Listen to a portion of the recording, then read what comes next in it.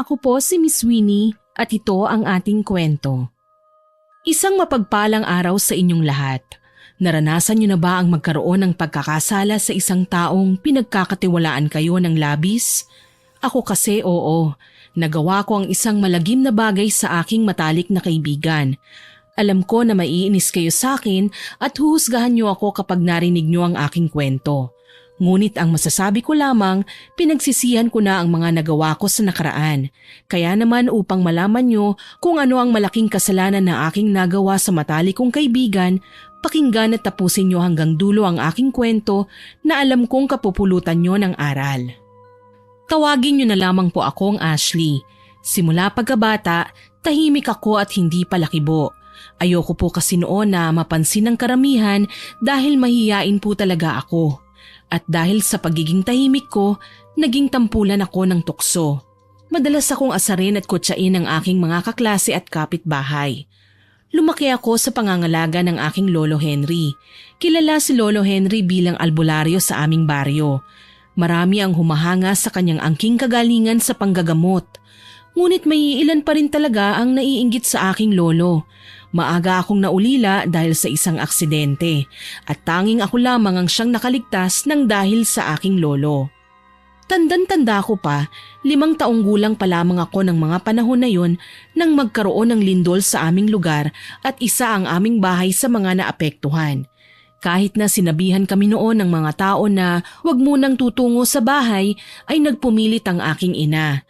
Hanggang sa bigla na lamang lumindol ulit at natabunan ng aming bahay ang aking mga magulang.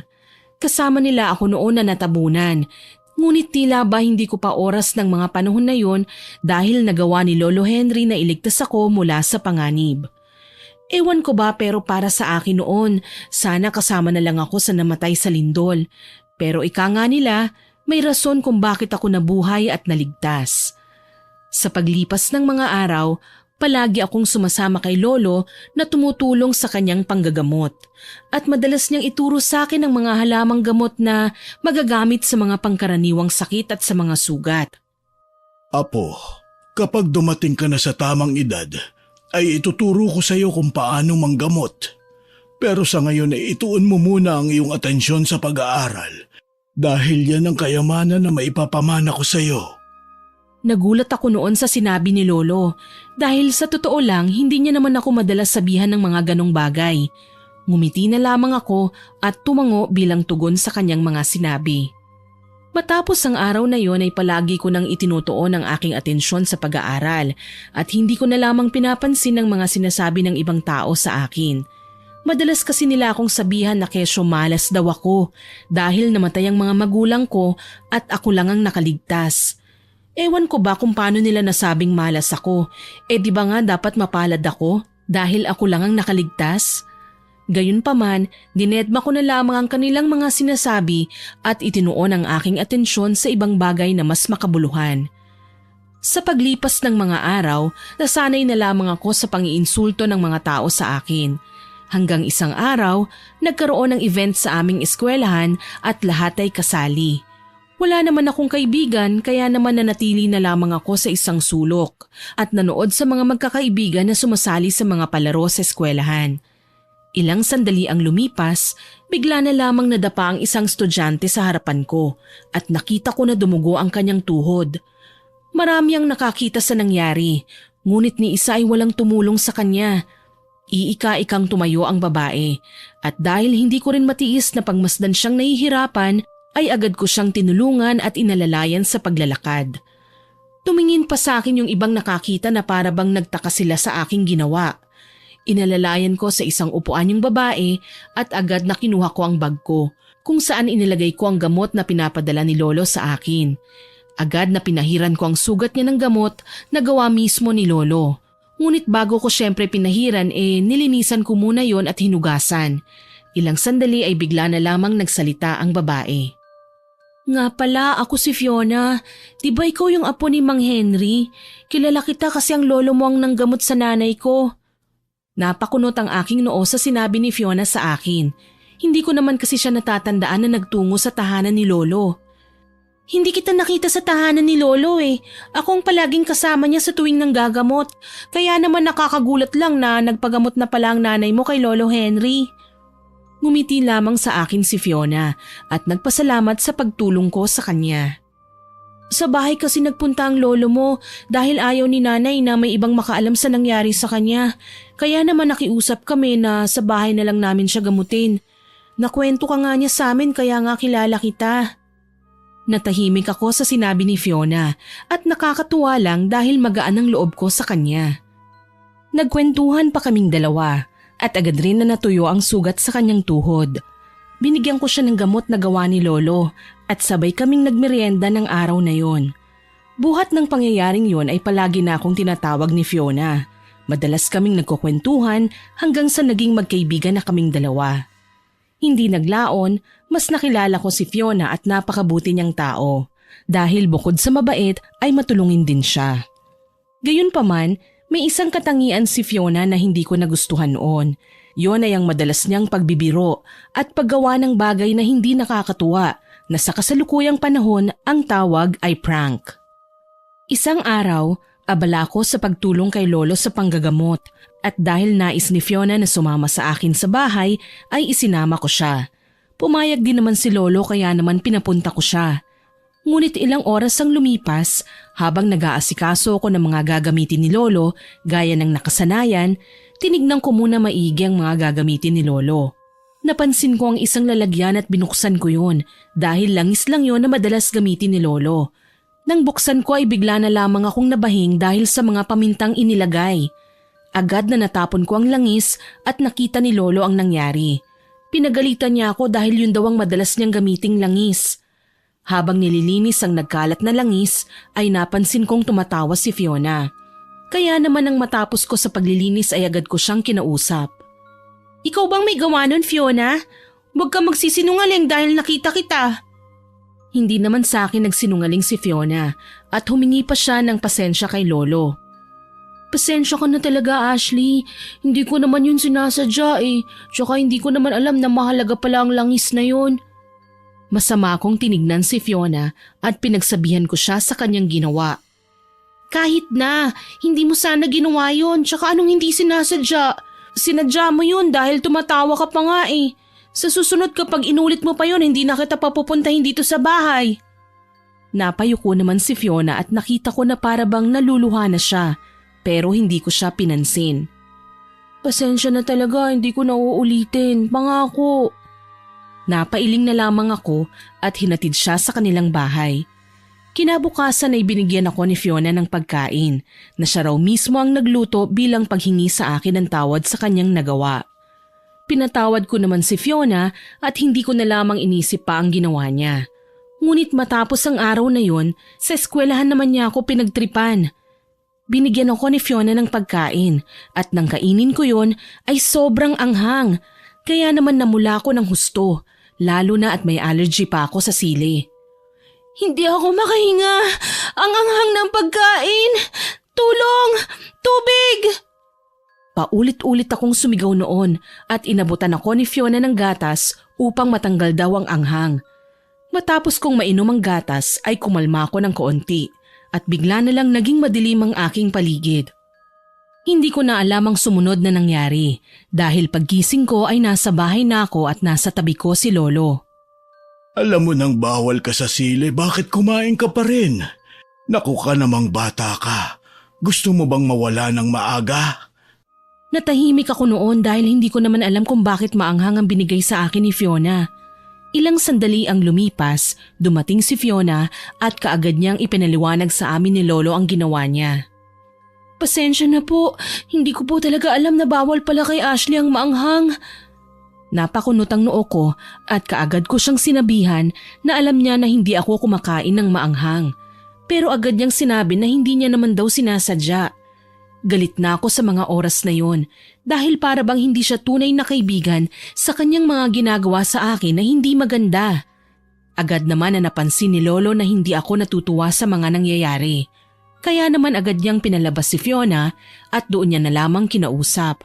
Narinig ko pa nga ang kanilang usapan Pinagsabihan ni Lolo Henry si Fiona na wag na lamang uulitin ang mga ginawa niya sa akin.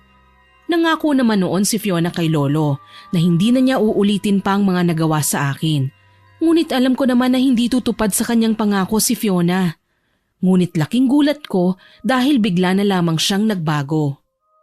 Hanggang sa tumuntong na kami sa kolehiyo ay magkaibigan pa rin kaming dalawa ni Fiona. Kahit na marami kaming hindi pagkakaunawaan ay naging matatag pa rin ang aming pagkakaibigan. Sa paglipas ng mga araw, pareho kaming naging abala ni Fiona sa aming pag-aaral. Hindi na kami madalas magkita dahil magkaiba kami ng kurso na kinuha. Gayunpaman, nagkakaroon kami ng oras upang magkausap at naglalaan kami ng oras upang makasama ang isa't isa. Sa tuwing nagkikita kami ni Fiona, hindi mawawala ang kwentuhan naming dalawa na para bang walang katapusan. Pareho naming sinasabi sa isa't isa ang mga nangyayari sa aming buhay habang kami ay magkahiwalay. Alam ko noon na magkaiba na ang landas na tinatahak namin ni Fiona, ngunit pareho kaming naging bukas sa isa't isa. Wala kaming inililihim sa isa't isa. Sa paglipas ng panahon, pareho naming tinupad ni Fiona ang aming mga pangarap. Naging ganap siyang guro, samantalang ako naman ay naging isang nurse. Pareho kaming naging abala ni Fiona sa kanya-kanya naming mga buhay. Hanggang isang araw ay bigla na lamang akong tinawagan ni Fiona at meron daw siyang importanteng sasabihin sa akin. Nagkataon naman na wala akong pasok ng panahon na yon. Dali-dali naman akong nagtungo sa kanyang tahanan. Ano ba yung importanteng sasabihin mo sa akin at hindi mo na lamang ikinuwento sa akin sa cellphone? Labis naman ang ngiti ni Fiona at nagsimula na siyang ikwento sa akin ang tungkol sa kanyang manliligaw. Naging masaya naman ako para sa aking kaibigan dahil noon pa man ay pangarap na niyang ligawan ng isang lalaki at magkaroon sila ng magandang relasyon. Alam mo ba, sobrang saya ko talaga at ikaw ang una kong naisip na pagkwentuhan. Ayoko kasi munang sabihin sa mga magulang ko dahil alam mo naman pagdating kay nanay, masyado siyang mahigpit. Kaya nga siguro hindi ako nagkaroon ng kasintahan nung high school pa lang tayo at maging sa kolehiyo. Ipinakita ko naman kay Fiona na masaya ko para sa kanya. Ngunit pinayuhan ko pa rin siya na mag-iingat sa lalaking kanyang papapasukin sa kanyang buhay at pagkakatiwalaan ng kanyang pagmamahal. Kilalang kilala ko kasi si Fiona at mabilis siyang mahulog sa isang tao. Ngunit mabilis rin naman siyang masaktan, kaya naman pinayuhan ko siya na mag-iingat. Nagpasalamat naman sa akin si Fiona sa mga sinabi ko sa kanyang payo at sinabihan niya ako na tatandaan niya raw ang lahat ng sinabi ko sa kanya. Nagpapasalamat naman ako noon dahil nakikinig si Fiona sa mga sinasabi ko at ang laki na talaga ng kanyang pinagbago. Gayunpaman, matapos ang pag-uusap namin na yon, hindi na ulit kami nagkita dahil pareho na kaming naging abala sa kanya-kanya naming trabaho. Hanggang sa nabalitaan ko na lamang na sinagot na niyang lalaking ikinukwento niya sa aking manliligaw niya. Sa totoo lang, nagulat talaga ako nang malaman ko ang tungkol sa bagay na yun dahil hindi naman ako sinabihan ni Fiona at para bang nagtampo ko sa kanya sa puntong yun.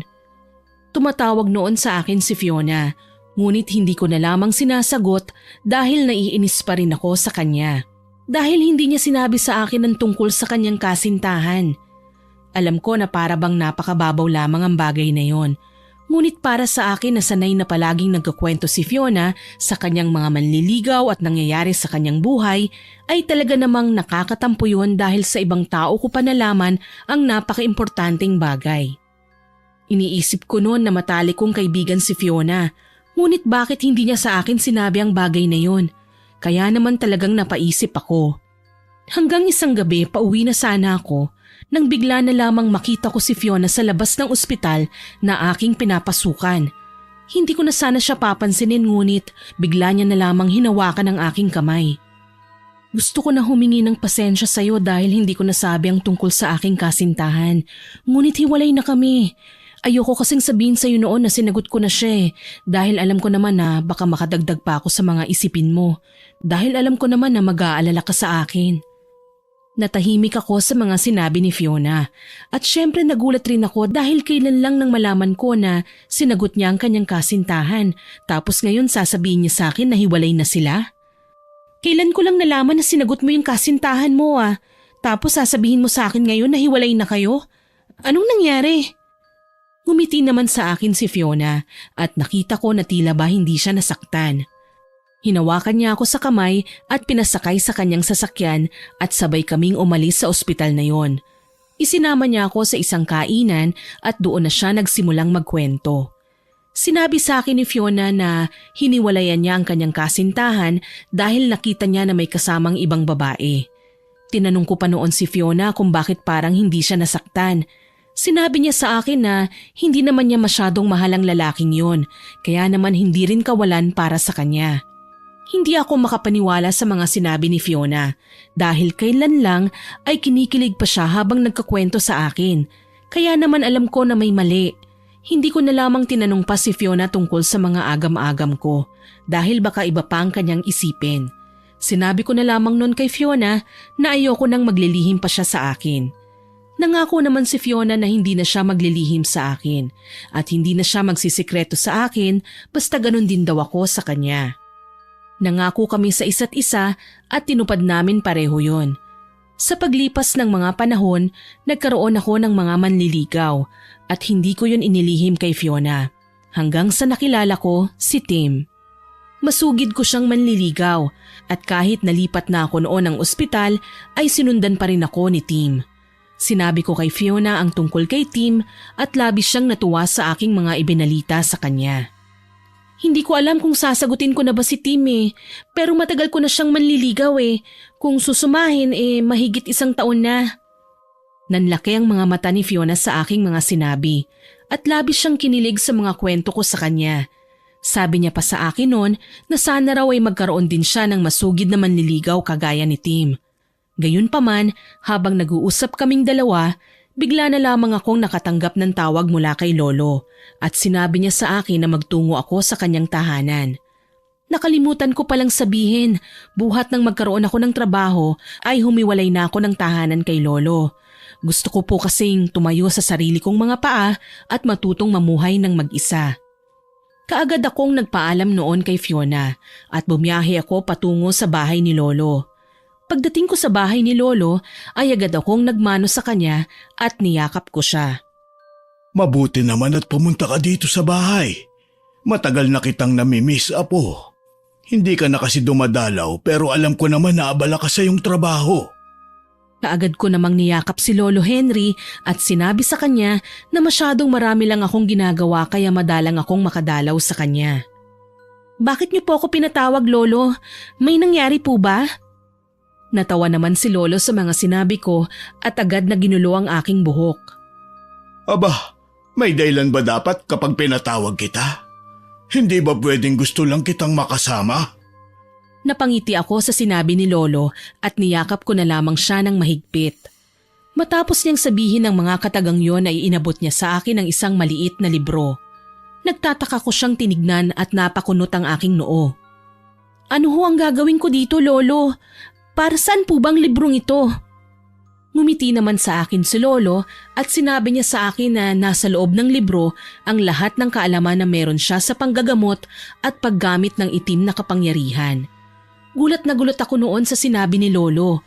At syempre, nagtataka din bakit niya binigay sa akin ang bagay na yon. Ngunit ipinaliwanag ni Lolo na tinutupad niya lamang daw ang pangako niya sa akin noon na tuturuan niya ako kapag nasa wastong edad na ako. Natatandaan ko naman nung araw na yon na sinabi nga niya sa akin ang mga salitang yon, kaya naman hindi na ako nagtanong pa.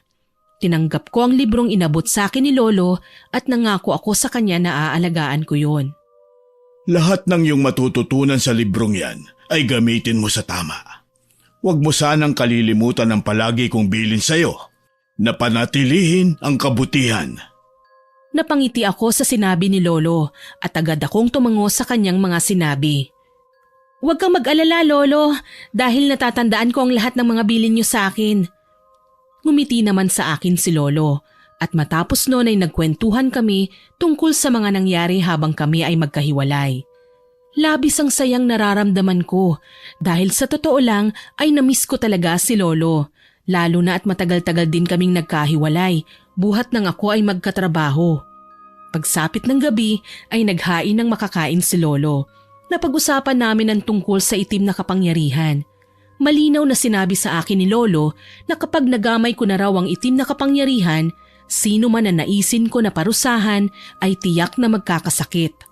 Gayunpaman, mahigpit na binili ni Lolo sa akin na wag ko raw yun gagamitin upang gumanti sa taong nagkasala sa akin dahil malaki raw ang balik noon sa akin. Tinandaan ko naman ang sinabi ni Lolo sa akin. Sinabi ko sa sarili ko na hindi ko naman magagamit ang itim na libro, lalo na at wala naman akong balak na gamitin yun. Sa paglipas ng mga oras, natapos din kami ni Lolo sa pag-uusap, kaya naman nagpasya na kaming magpahinga na. Ewan ko pero nung gabing yun, hindi ako makatulog kaya naman agad kong kinuha ang itim na libro at binasa ko yun. Noong una ay hindi ko talaga maunawaan ang mga nakasulat sa libro dahil Latin ang mga yun. Gayunpaman, habang paulit-ulit ko yung binabasa, para bang tumatatak na yun sa aking isipan. Halos 3:00 na ng madaling araw nang ako ay makatulog. Kinabukasan, nagising ako sa tilaok ng manok kaya naman agad na bumangon ako. Nagtungo agad ako sa banyo at naghilamos, pagkatapos ay lumabas na ako sa sala at doon ay nakita ko si Lolo na naghahain ng pagkain. O apo, gising ka na pala. Maupo ka na riyan at mag-agahan na tayo. Agad na umupo ako at nagtimpla ng kapeng puro. Pinagalitan naman ako ni Lolo dahil hindi daw dapat ako umiinom ng kape. Ang dapat daw ay gatas. Kasi naman Lo, kapag nasa trabaho hindi naman ako nakakapagkape o nakakapaggatas man lang dahil hindi ko na maharap yung gawin. Minsan pa nga hindi na ako nakakakain sa tamang oras Bigla naman akong natigilan sa huling salitang aking nasabi dahil nadulas ako. Napailing-iling naman si Lolo at agad akong pinagsabihan. Sinabi niya sa akin na hindi ko daw dapat ugaliing hindi ko makain sa tamang oras dahil magkakaroon daw ako ng sakit. Natahimik na lamang ako at hindi kumibo sa kanyang mga sinabi dahil kapag sumagot ako ay mas lalo lamang niya akong pagagalitan. Matapos ang pag-uusap na yon, sabay kaming nag-agahan ni Lolo at naalala ko naman na tanungin kay Lolo ang ilang salita sa libro na hindi ko maunawaan. Madali lang naman intindihin ang mga dasal at orasyon, basta't galing sa puso ang pagbabasa. Palagi mong tatandaan ang pananalig sa Diyos, ang pinakamahalaga sa lahat. Natahimik ako sa sinabi ni Lolo. Hindi ko alam kung ano ang isasagot sa kanya sa mga oras na yon. Ganun pa man, tumango na lamang ako at nagpasalamat sa kanya. Maraming itinuro si Lolo sa akin ng mga oras na yon at pinakiusapan niya pa ako na manatili pa ng ilang araw sa kanyang tahanan dahil marami pa raw siyang sasabihin sa akin. Tumawag na lamang ako sa aking pinagtatrabahuhan at nagpaalam ako. Laking pasasalamat ko dahil naunawaan naman nila ako at pinayagan. Ilang araw pa akong nanatili sa tahanan ni Lolo at tinuruan niya ako kung paano gumamit ng orasyon at magsagawa ng ritual. Tinuruan niya rin ako ng ilang kaalaman sa panggagamot na hindi ko pa talaga alam. Nasiyahan ako dahil hindi ko akalain na malalaman ko palang mga kaalaman ni Lolo, kahit patila taliwas yun sa aking propesyon bilang isang nurse. Sa pananatili ko sa tabi ni Lolo, marami pa akong natutunan sa kanya na hindi ko noon alam. Kahit pa kasi sumasama ako sa kanya sa panggagamot, ay hindi ko rin naman noon nauunawaan ang ilang ginagawa niya, lalo na pagdating sa ritual. Gayunpaman, habang nananatili at tinuturuan ako ni Lolo, ay unti-unti akong natututo. Sa paglipas ng araw, naging dalubhasa ako sa paggamit ng lihim na karunungan at pakikipaglaban ng pisikalan. Tinuruan din kasi ako ni Lolo na lumaban, nang sa gayon ay kaya ko raw maprotektahan ang aking sarili.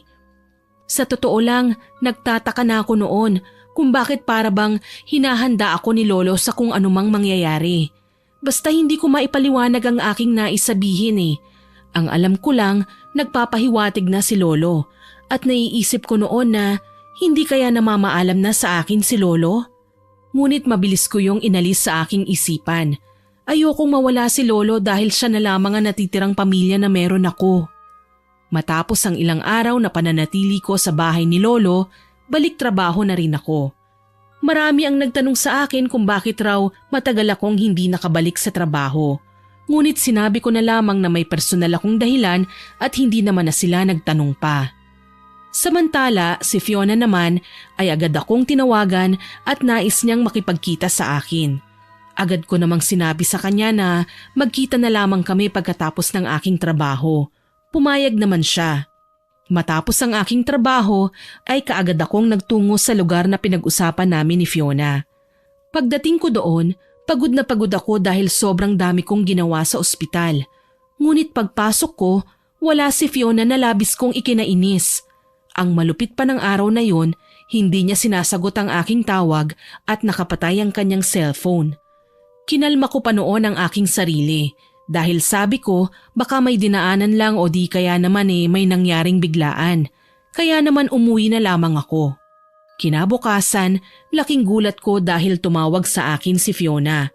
At bungad niya ay hindi niya raw nasagot ang aking tawag dahil raw nakatulog siya na labis kong ikinainis. Talaga lang, Fiona. Kahit pagod ako sa trabaho ay pinuntahan pa rin kita. Nakakainis lang dahil pagtapos ng trabaho ko, nagtungo kagad ako doon para makita ka. Tapos ito ang sasabihin mo sa akin? Hindi naman sumagot si Fiona sa kabilang linya. Marahil alam na niya na nagalit ako sa kanya. Hindi na siya nagsalita matapos kong sabihin ng mga saloobin ko at pinatay ko na lamang ang tawag dahil sa inis. Ayoko rin naman na may masabi akong masasakit na salita na ikasasama pa ng kanyang loob. Matapos ang araw na yon, hindi ako nakatanggap ng tawag kay Fiona. Hindi rin siya nagtungo sa ospital na pinapasukan ko. Kaya naman iniisip ko noon na baka nagalit din siya sa akin dahil sa mga sinabi ko sa kanya. Gayunpaman, hindi ko pa rin natiis ang kaibigan ko at nagpasama ako kay Tim sa trabaho ni Fiona. Ngunit laking gulat ko nang sabihin sa akin ng kanyang mga katrabaho na hindi na raw siya doon nagtatrabaho. Labis akong nagulat sa aking kaalaman, kaya naman walang pag-aalinlangan na tinawagan ko siya. Mabilis naman yung sinagot ni Fiona at rinig ko mula sa kabilang telepono ang kanyang paghikbi. Pasensya na, Ashley. Marami lang problema. Pumunta na lang kayo dito sa bahay. Dito ko na lamang ikukwento sa iyo ang lahat. Alam ko noon na may mali kaya naman nagpunta kagad ako sa bahay ni Fiona kasama si Tim. Pagdating sa kanilang bahay ay agad akong niyakap ng nanay ni Fiona. Bakit ngayon ka lang dumalaw dito sa bahay, Ashley? Hindi ba sinabi sa iyo ni Fiona ang nangyari? Naguluhan ako sa bungad ng nanay ni Emma sa akin. Hindi ko alam kung ano ang nangyari. Wala pong sinasabi sa akin si Fiona eh. Dapat nga po magkikita kami kaso hindi siya sumipot. Natahimik naman si Nanay Emma at pinahid ang luha sa kanyang mga mata.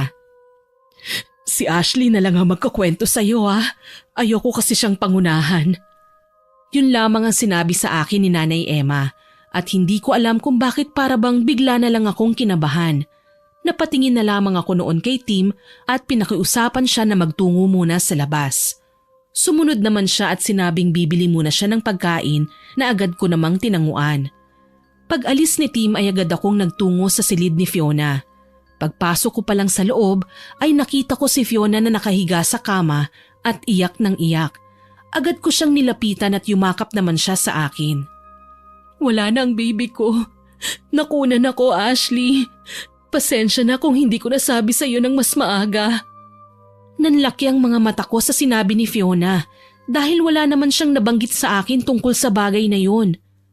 Nabuntis ka? Bakit hindi ko alam? Kailan pa at bakit ka nakunan?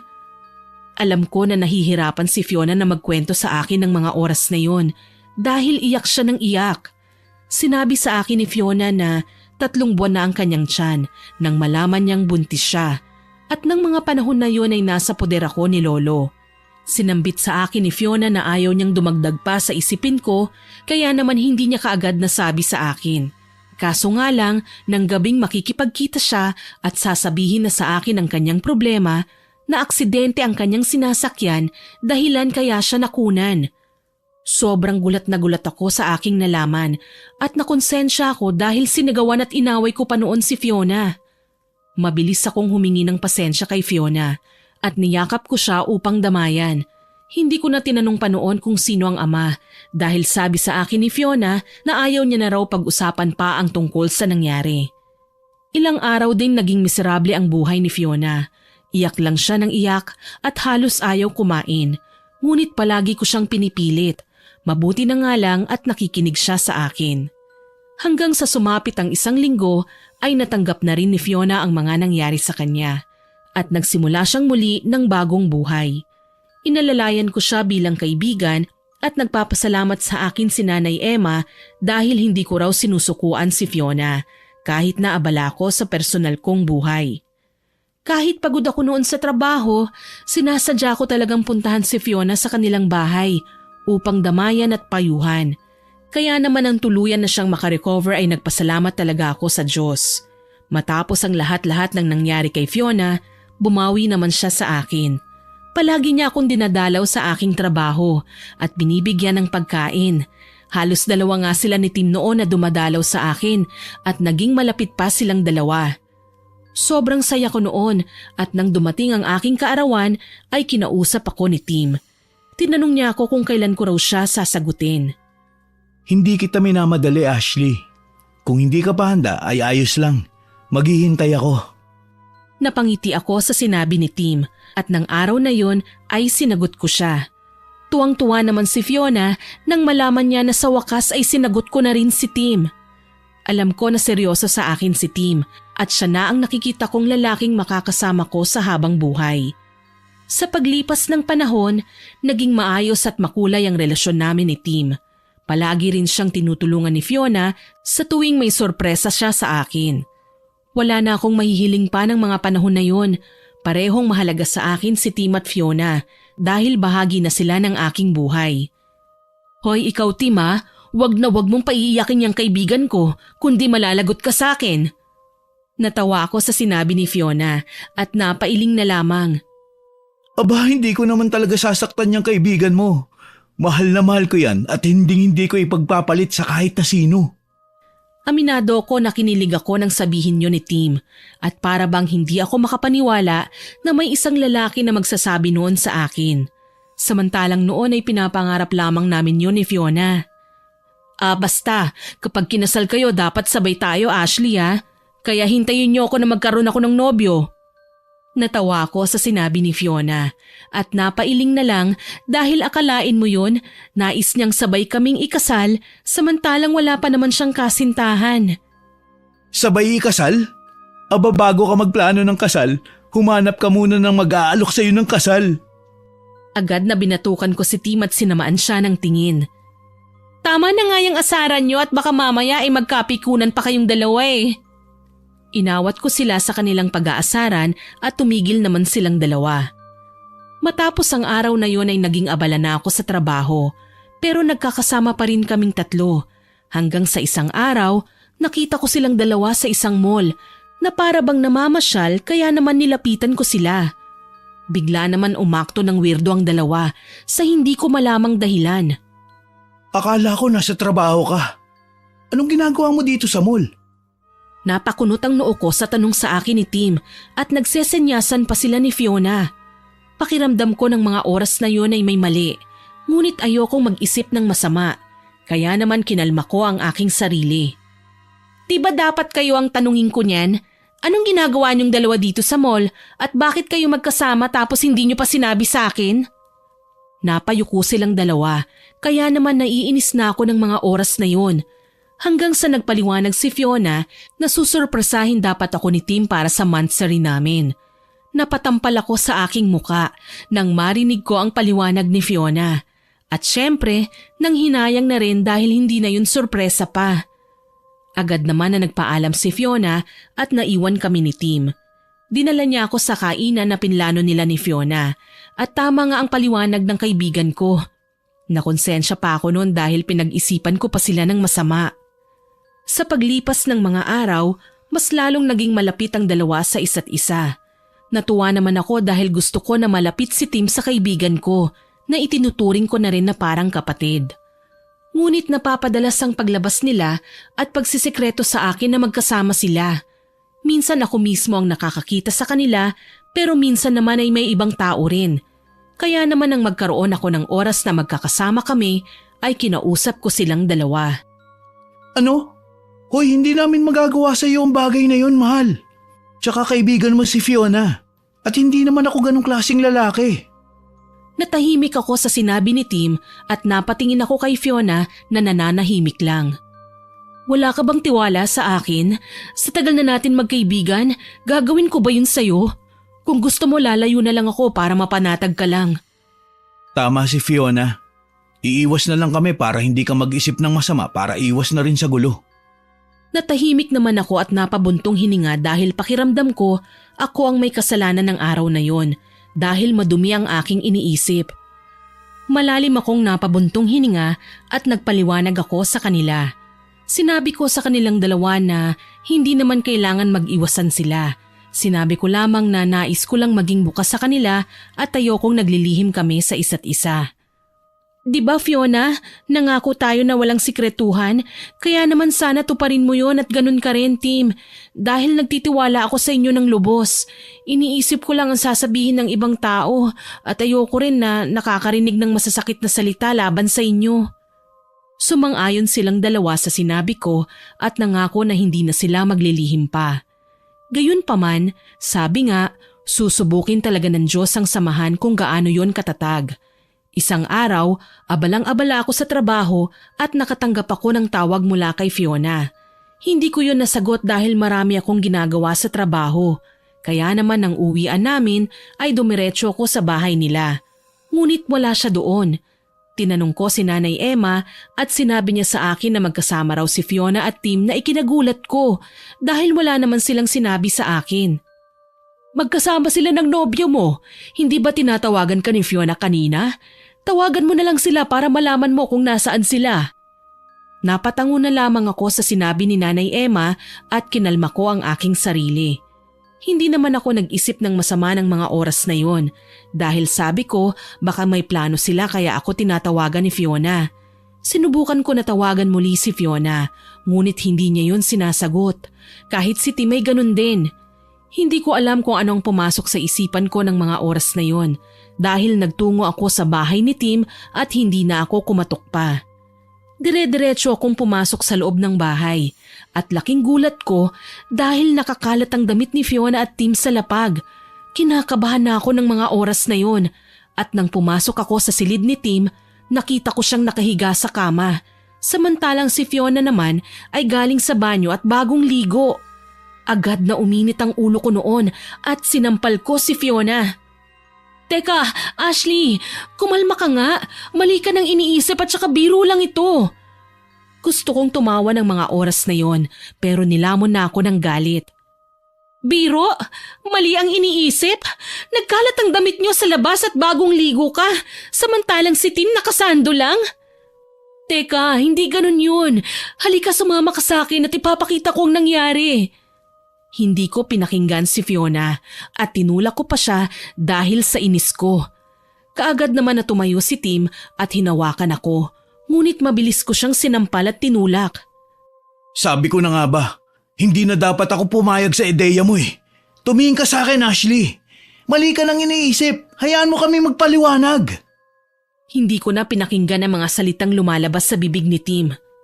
Mga traidor kayo! Lalo ka na, Fiona! Akala ko kaibigan kita pero ahas ka! Ipaparamdam ko sa iyo ang sakit na nararamdaman ko ngayon. Kaya pala madalas kayong magkasama, ah? Siguro hindi lang ito ang unang beses.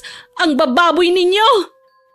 Matapos kong sabihin ng mga katagang yon ay umalis na ako. Wala na rin kasing dahilan pa para makinig pa sa mga paliwanag nila. Malinaw naman ang aking nakita at hindi ako bata para maniwala sa kanilang kasinungalingan. Umuwi ako ng bahay noon na sobrang sama ng loob. Hindi ko alam kung ano ba ang pumasok sa isipan nila para traidorin ako. Hindi naman kasi ako naging masama sa kanilang dalawa para gawin nila ang bagay na yun. Matapos ang araw na yun, paulit-ulit akong tinatawagan ni Fiona at ganoon rin si Tim. Ngunit pareho ko silang hindi pinansin at nagpalit na rin ako ng numero ng aking cellphone upang hindi na nila ako matawagan pa. Pumunta pa si Tim sa bahay ko at sinubukan akong paliwanagan, ngunit hindi ko siya pinansin. Lumipat na lamang ako noon ng tirahan maging ng trabaho dahil gusto kong kalimutan ang mga taong nagtaksil sa akin. Ngunit hindi pa rin talaga naaalis ang sakit sa aking dibdib dahil sa pagtatraidor nila sa akin. Kaya naman naisip ko ang isang bagay na kahit sa panaginip, hindi ko noon naisipan na magagawa ko. Sobrang puot at galit na nararamdaman ko dahil sa mga nangyari. Hindi ko kasi sukat akalain na magagawa nila sa akin ang bagay na yun. Kahit sa panaginip ay hindi ko ngayon naisip, kaya naman nagpasya ko na gumanti. Ngunit kay Fiona lamang. Kinuha ko ang itim na libro kung saan nakalahad ang orasyon at ritual ng pambabarang. Sa totoo lang ng mga panahon na yon, wala akong gustong gawin kundi ang iparanas kay Fiona kung ano ang naramdaman ko. Wala na kasi akong pakialam kay Tim at alam ko na napaka-unfair ko sa parting yon. Pero ang sakit lang dahil mismong kaibigan ko ang nagtaksil sa akin kasama ang aking nobyo. Naghanap ako ng isang insekto na malakas ang kamandag. Inalagaan ko yon. Hindi ko na ilalahad pa ang ibang detalye sa ginawa ko sa insektong yon. Nang mapaamo ko at mapasunod ang insekto na aking inalagaan, isinagawa ko na ang aking plano. Marami akong gamit noon na mula kay Fiona at may mga personal siyang gamit na naiwan noon sa akin. Yon ang ginamit ko sa aking ritual na pambabarang. Oo, tama po kayo nang narinig. Binarang ko ang matalik kong kaibigan. Alam kong mali yung ginawa ko. Ang gantihan ko siya sa ganoong paraan. Pero nilamon na ako ng galit at puot ng mga oras na yun. Dinasalan ko ang alaga kong insekto at pinapunta ko siya sa kinaroroonan ni Fiona upang isagawa ang aking plano. Nang bumalik ang alaga kong insekto, nakita ko na ang puting sinulid ay naging pula. Palatandaan yun na nagtagumpay ang aking alaga na ilagay sa katawan ni Fiona ang sakit na aking ginawa. Tuwang-tuwa ako nang makita ko na nagtagumpay akong mailagay ang sakit na aking nais. Ilang araw ang lumipas, gabi-gabi kong dinadasalan ng personal niyang gamit upang siya ay pahirapan. Sa umaga naman ay palihim akong nagtutungo sa kanilang tahanan upang makiusyoso sa mga nangyari kay Fiona. Ngunit sa kalagitnaan ng aking ginagawang pambabarang kay Fiona, tinawagan naman ako ni Lolo Henry at pinakiusapan ako na umuwi muna. Umuwi ako noon sa bahay ni Lolo at kinausap niya naman ako. Kumusta ka, Apo? Ano nangyari? Nabalitaan ko nangyari sa inyo ni Fiona. Pwede ka magkwento sa akin. Tumutulo ang luha ko ng mga oras na yon at hindi ko na napigilan pa ang emosyon ko. Para akong bata noon na nagsusumbong kay Lolo at sinasabi sa kanya ang ginawa nila ni Fiona. Hindi ko po akalain na magagawa niya sa akin ang ganong bagay, Lo. Sobrang sakit po. Pinagkatiwalaan ko sila pareho pero ganito ang ginawa nila sa akin. Pinunasan naman ni Lolo ang aking luha at sinabi niya sa akin na hindi naman daw ganoon si Fiona at sa tingin niya ay hindi magagawa ng kaibigan ko ang bagay na yon. Mariin akong umiling sa sinabi ni Lolo at tinutulan ko siya. Malalim naman na napabuntong hininga si Lolo at pinayuhan ako. Hindi ba't ikaw na rin ang nagsabi na malaki ang tiwala mo kina Fiona? Bakit hindi mo pakinggan ang kanilang paliwanag? Hindi ko alam noon kung sa akin ba kumakampi si Lolo. Ngunit hindi ko naman siya masagot ng pabalang dahil alam ko na pinapayuhan lamang ako ni Lolo. Ipinaliwanag ko na lang kay Lolo na sapat na ang aking mga nakita at ngumiti naman siya sa akin. Ako na raw ang bahala, basta panatilihin ko raw ang kabutihan sa aking puso. Sa totoo lang medyo gumaang po ang pakiramdam ko nang makausap ko si Lolo at matapos noon ay umuwi na rin po ako. Naisip ko noon na ihinto na ang ritual na ginagawa ko pero sa tuwing naaalala ko ang nangyari, bumabalik ang galit sa aking dibdib. Isang araw, naisipan ko na dumaan sa bahay nila Fiona. Ngunit nakilala naman ako ni Nanay Emma. Ashley, ikaw nga. Kumusta ka na? Nabalitaan ko ang nangyari sa inyo ng anak ko. Alam mo naman na hindi niya magagawa ang bagay na yon, hindi ba? Napakunot ang noo ko ng mga oras na yon dahil pakiramdam ko pinaniniwalaan niya ang kasinungalingan ng kanyang anak. Todo paliwanag pa siya at parabang sinusubukan niyang kumbinsihin ako na inosente ang kanyang anak. Pero sarado na ang isipan ko at ang nakita ko lang ang paniniwalaan ko. Wala na po akong pakialam sa kanila. May pinuntahan lang ako dyan sa kabilang kanto kaya napadaan ako rito. Bahala na ang karma na maningil sa kanilang kasinungalingan. Hindi ko na hinintay pa na makasagot si Nanay Emma sa akin. Umalis na kagad ako dahil ayokong magbitaw ng salita na makakasakit sa kanya. Nirerespeto ko pa rin naman si Nanay Emma kahit na nagkaaway kaming dalawa ng kanyang anak dahil naging mabuti siya sa akin. Ilang beses ko pa noon na nakita si Nanay Emma at palagi niyang sinasabi sa akin ang kalagayan ni Fiona. Tuwang-tuwa naman ako pero parang may parte sa puso ko na nagsasabing mali ang aking ginagawa. Hindi ko alam pero nakukonsensya rin ako noon dahil kaibigan ko pa rin naman siya at baka hindi ako naging patas. Pero sabi ko noon sa sarili ko, ayos lang kung niloko ko ni Tim. Pero si Fiona, hindi ko talaga yun matatanggap. Matagal din kasi ang aming pagkakaibigan at ni minsan hindi ko naisip na magagawa niya sa akin ang bagay na yon na hindi ko naman maintindihan kung bakit. Matapos ang araw na yon ay sinikap ko na walang makakita sa akin. At makalipas ang ilang araw, matapos kong makausap si Nanay Emma, ay nalaman ko na malubhana ang karamdaman ni Fiona. Tuwang-tuwa ako ng mga panahon na yun dahil sabi ko nakaganti na rin ako sa kanya. Halos gabi-gabi wala akong ginawa kundi dasalan si Fiona at hindi ko siya pinapatulog sa gabi. Palagi ko siyang kinukonsensya sa lahat ng ginawa niya sa akin. At bukod pa ron, nilagyan ko siya ng sakit na sugat-sugat sa katawan upang mahiya na siyang ipakita ang kanyang itsura sa mga tao. Halos hindi ako kumain noon sa tamang oras. Maisagawa ko lamang ang orasyon dahil ayokong makaramdam siya ng kaginhawahan kahit na sandali. Gusto ko siyang magdusa at nang sa ganun, araw-araw niyang maalala ang kataksilan na ginawa niya sa akin. Nabalitaan ko pa noon na hirap na daw si Fiona. Tumatakbo pa raw siya palabas ng kanilang bahay at hinahanap ako. Isang araw, habang namimili ako sa palengke, bigla na lang may humatak sa akin. Walang iba kundi si Fiona. Nakayapak siya at puno ng sugat sa katawan at para bang wala siya sa kanyang sarili. Ashley, ikaw nga. Sa wakas nakita na kita. Patawarin mo na ako pakiusap. Hindi naman ako nagkasala sa iyo eh. Napakunot ang noo ko at nagkunwari na lamang akong hindi ko siya kilala. Lumayo ka nga sa akin. Hindi kita kilala. Tumakbo ako noon palayo at nakita ko naman si Nanay Emma na inalalayan si Fiona habang umiiyak at tinuturo ang direksyon kung saan ako nakatayo. Pag-uwi ko sa bahay ay agad kong tinignan ang aking alagang insekto at nakita ko na malakas yun. Binulungan ko yon ng orasyon at napapangiti ako sa tuwing naaalala ko ang sitwasyon ni Fiona. Bala ko talagang patayin noon si Fiona dahil sa sobrang galit ko. Pero bigla na lang nakontra ang aking ginawang barang. Napasuka ako ng dugo at ramdam ko ang pagbalik sa akin ng ginawa ko. Ngunit mabilis ko naman yung nalabanan.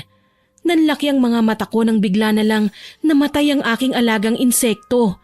At nagulat ako nang malaman ko na wala na rin si Lolo. Akala ko nung una ay hindi totoo na wala na si Lolo. Pero nung makita ko ang katawan niya ay napaluha na lang ako. Hindi ko matanggap na wala na siya. Lalo na at si Lolo lamang ang pamilyang meron ako. Sobrang lungkot ko noon at napapaisip ako kung bakit para bang lahat na lang ay kinuha na sa akin. Biglaan ang pagpanaw ni Lolo sa hindi ko malamang kadahilanan. Tinatanong ko rin ang sarili ko kung saan ba ako nagkulang. Nang libing ni Lolo ay dumalo si Fiona. Ngunit hindi ko siya pinansin. Inis na inis ako nang makita ko ang pagmumuka niya at hindi ko maatim na titigan siya. Ilang sandali ang lumipas ay bigla na lang akong nilapitan ni Fiona at hinawakan niya ako sa aking kamay. Pero mabilis ko siyang tinabig. Napabuntong hininga naman siya at naluluhang nagsalita. Alam ko na galit ka pa rin sa akin pero nakikiramay ako sa pagkawala ni Lolo Henry.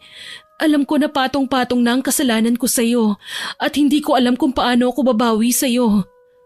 Nagulat ako sa huling sinabi ni Fiona at napatingin ako sa kanyang kinatatayuan. Anong ibig mong sabihin? Pwede bang lumayo ka na lang? Hinawakan ako ni Fiona sa kamay pero kaagad ko siyang tinulak at masama ko siyang tinignan. Binarang ako, Ashley, at humingi ako ng tulong sa lolo mo dahil alam ko na manggagamot siya. Nagawa niya akong gamutin pero siya naman ang binawian ng buhay. Dapat magtulungan tayo para mahanap natin kung sinong mambabarang na yun para singilin natin siya. Nanlaki ang aking mga mata sa sinabi ni Fiona. Hindi ako makapaniwala sa kanyang mga sinabi. Natulala ako at napaisip ako. Ako ang siyang mismong pumatay sa sarili kong lolo. Iyak na ako ng iyak ng mga oras na yon at sinubukan akong hawakan ni Fiona sa kamay pero tinulak ko siya kaya napaupo siya sa lupa. Dahil sa'yo namatay si Lolo! Hindi ka lang ahas! Malas ka pa! Sana hindi na lang kita naging kaibigan! Sana ikaw na lang ang namatay at hindi si Lolo! Ikaw dapat ang nasa hukay at hindi siya! Sinabunutan ko noon si Fiona at takmang itutulak ko na siya sa hukay, ngunit inawat ako ng mga tao at pinakalma. Agad na pinaalis si Fiona at inilayo sa akin. Galit na galit ako noon at sinabi ko sa isipan ko na hindi ako titigil hanggat hindi ko siya napapatay. Nagtanim ako ng galit kay Fiona dahil sa pagkawala ni Lolo at sa kanya ko isinisi ang lahat. Halos hindi na ako noon natutulog at naghahanap ako ng makamandag na insekto para gagamitin ko sa pangalawang pambabarang ko kay Fiona. Sa pagkakataon na yun, siniguro ko na hindi na siya makakaligtas pa sa lupit ng barang na inilagay ko sa kanya. Matapos kong maisagawa ang barang ko kay Fiona, ay nagsimula akong magnegosyo gamit ang perang naiwan sa akin ni Lolo. Lumipas ang ilang buwan para bang hindi lumalago ang negosyo ko at nagkita pa kami ni Tim sa di inaasahang pagkakataon. Ashley, ikaw nga. Nalaman mo na ba nangyari kay Fiona? Agaw buhay na raw. Hindi pa rin ba kayo nagkakausap? Napabuntong hininga na lamang ako sa mga sinabi ni Tim sa akin. At ano naman ang pakialam ko sa taong nagtaksil sa akin? Wow, may koneksyon pa rin pala kayo. Sa bagay, hindi na ako magtataka pa. Baka nga kayo na eh.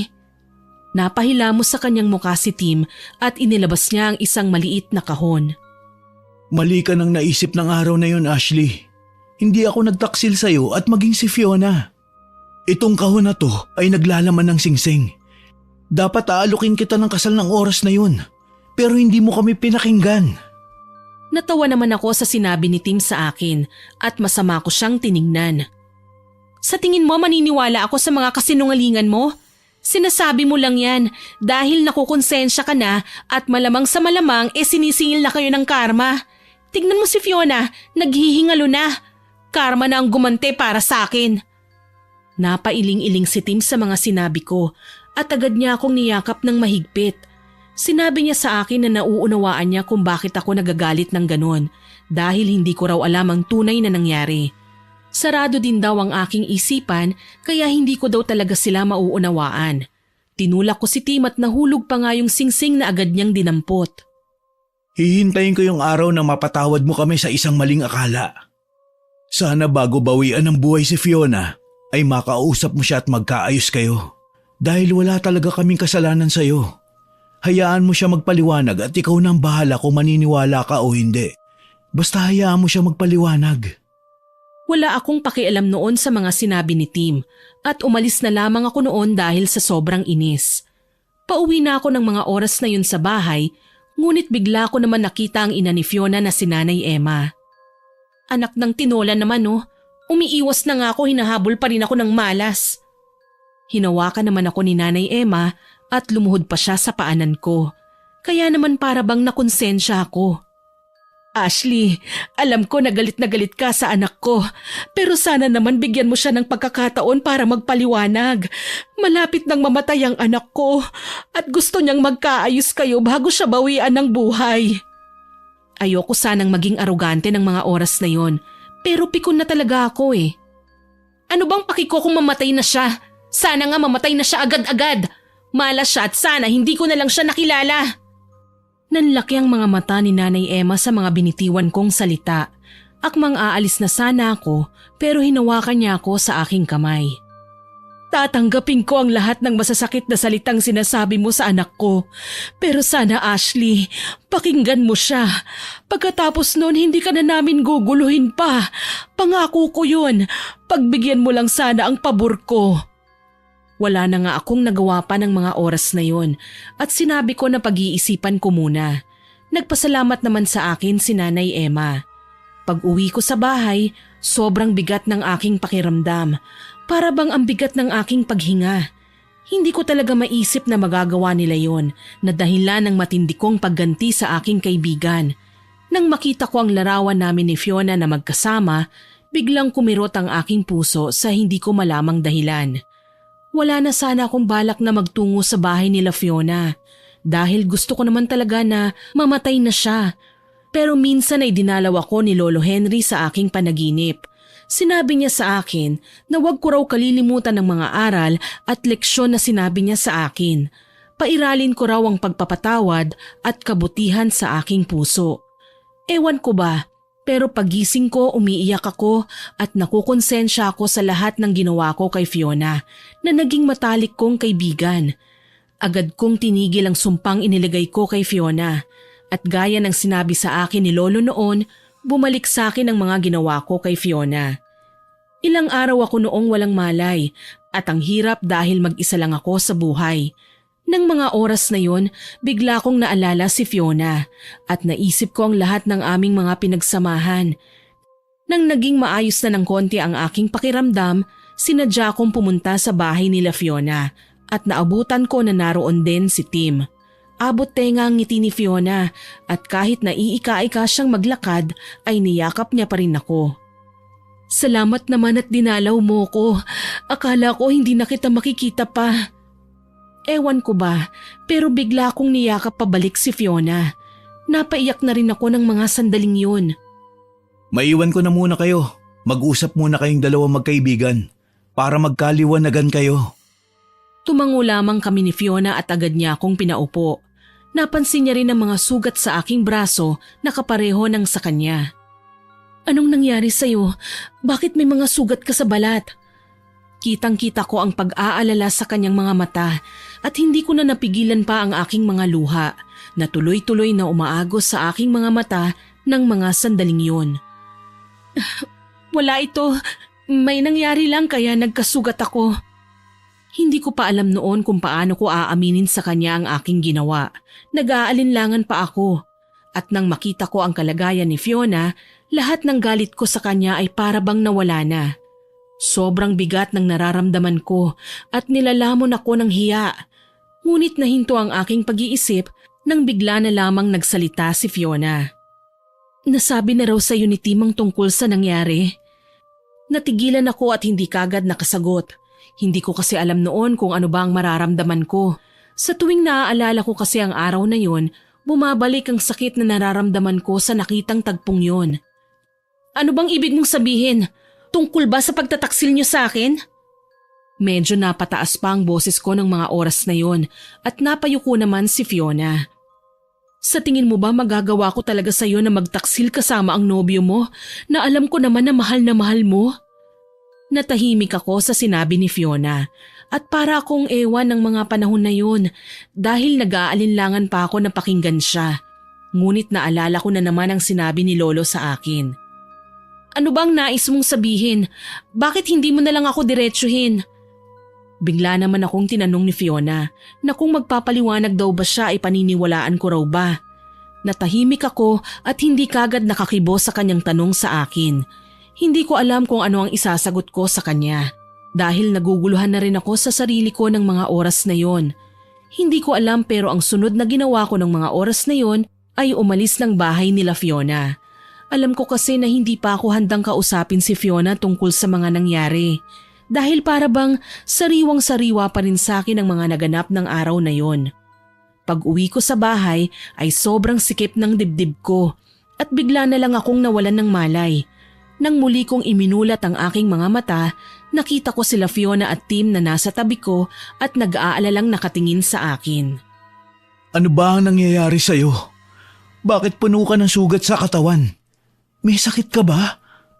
Kitang-kita ko kung paano mag-alala sa akin si Tim, samantalang si Fiona naman ay umiiyak lang ng mga oras na yon. Paano niyo nalaman ang bahay ko? Bakit kayo nandito? Sunod-sunod ang tanong ko sa kanila at agad naman na sumagot si Fiona. Sinabi niya sa akin na mabilis akong sinundan ni Tim kaya naman nalaman nila ang aking bahay. Pinaalis ko na sila ng mga sandaling yon at sinabi ko na sa kanila na nais ko munang mapag-isa, ngunit hindi pa rin nila ako iniwanan. Ilang sandali ang lumipas ay bigla na lang dumating ang isang pamilyar na lalaki at natatandaan ko na naipakilala na siya sa akin ni Fiona dati bilang manliligaw niya. Laking gulat ko dahil bigla na lang niyang hinalikan sa labi si Fiona at sinabihan pa niya na mag-iingat daw si Fiona dahil baka mapano ang kanilang magiging anak. Gulat na gulat ako ng mga oras na yon at hindi makapaniwala sa mga nalalaman ko. Agad kong tinanong si Fiona kung tama ba ang aking narinig. Akmang sasagot pa lamang siya nang bigla na lang sumakit ang kanyang tiyan. Kaya naman pinaupo muna namin siya at si Tim na ang siyang naglahad sa akin ng buong pangyayari. Buntis si Fiona at ang lalaking umaalalay sa kanya ay ang kanyang mapapangasawa at ama ng kanilang magiging anak. Hindi ako makapaniwala sa aking mga narinig at napaupo pa ako sa aking kama dahil sa labis na gulat. Lumapit naman sa akin si Nanay Emma at umalis naman si Tim upang kami naman ni Nanay Emma ang makapag-usap. Magkakaupo na ako, Ashley. 2 buwan nang buntis si Fiona at sa totoo lang, sukong-suko na ang anak ko. Pero nang malaman niya na magiging ina na siya, gusto niyang lumaban kahit na ba parang napaka-imposible na. Para bang sasabog ang utak ko ng mga oras na yon dahil sa mga impormasyon na nalalaman ko. Sa kalagitnaan ng pag-uusap namin ni Nanay Emma, biglang dumating si Fiona. Nakiusap siya kay Nanay Emma na iwanan na muna kami upang makapag-usap kaming dalawa. Agad naman na umalis si Nanay Emma at naiwan kaming dalawa ni Fiona. Magiging nanay na ako. Ninang ka ha? Patawarin mo na ako sana, Ashley. Wala talagang namamagitan sa amin ni Tim. Nung araw na makita mo kami ni Tim ay naghahanda kami para sa pag-propose niya sa'yo. Pero naisipan ko na sorpresahin ka. Magluluto ako ng pagkain para maging espesyal ang araw na yon. Pero hindi ako nagtagumpay dahil muntik nang masunog ang kusina ni Tim. Kaya nga basang-basa ako at ganun na rin ang suot ni Tim. Kahit naririnig ko noon ang paliwanag ni Fiona ay hindi pa rin ako naniniwala. Ano yung mga damit sa sala? Sa inyo yun, di ba? Ngumiti naman sa akin si Fiona at hinawakan ako sa kamay. Kung binuklat mo sana ang damit na yon, makikita mo yung mga bulaklak na rosas kung saan nakalagay ang pangalan mo. Tinabunan yun ni Tim dahil nakita niya ang tawag mo sa cellphone at naisipan namin na baka pumunta ka. Kasi naman ayaw naming maging pangit ang dapat na espesyal na araw na yon. Pero dahil lang sa maling ideya ko natakpan yun ang damit namin na may sunog pa, hindi sana nangyari ang lahat ng ito. Natulala ako ng mga oras na yon. Ayoko pa rin paniwalaan si Fiona. Ngunit nang ipakita niya sa akin ang video bago ang pagdating ko, ay naliwanagan na ako. Pinakita rin sa akin ni Fiona ang mga damit na nakita ko sa lapag ng mga oras na yon at gaya nga ng sinabi niya ay tugmang-tugma yon sa kanyang paliwanag. Napahilamos na lang ako at napasabunot sa aking buhok ng mga oras na yon. Namatay si Lolo dahil sa kasalanan ko. Hinayaan ko na lamunin ako ng galit at muntik ko pang mapatay si Fiona maging ang sanggol sa kanyang sinapupunan. Hindi ko alam kung ano ang sasabihin ko sa kanya, kung hihingi ba ako ng pasensya o sasabihin sa kanya ang mga nagawa ko. Nanginginig ako ng mga sandaling yon at para bang hindi ko matanggap ang lahat ng nalalaman ko. Ako lang pala ang siyang gumawa ng ikasasama ng loob ko. Kung sana ay pinakinggan ko lang sila, hindi sana nangyari ang lahat ng yon. Bakit hinayaan natin na humantong tayo sa ganitong sitwasyon? Patawarin mo sana ako. Iyak ako ng iyak ng mga oras na yon at halos hindi na ako makahinga ng maayos. Naaligaga na rin noon si Fiona at agad na tinawag sila Tim dahil nanigas na ang aking kamay dahil sa labis kong pag-iyak.